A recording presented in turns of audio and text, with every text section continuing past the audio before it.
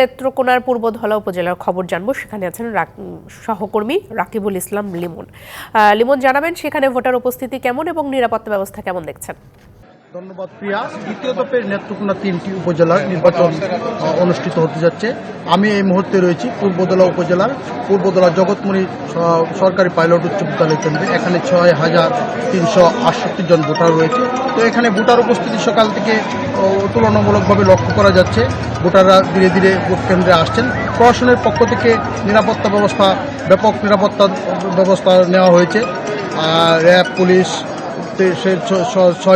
6 platoon RAB police মোতায়েন করা হয়েছে এবং আনসার ব্যাটালিয়নের সদস্যরা রয়েছে। 1201 জন পুলিশ সদস্য রয়েছে। ওয়ালটন ফ্রিজ কিনে অনেকের মতো আপনিও হয়ে যেতে পারেন মিলেনিয়াল।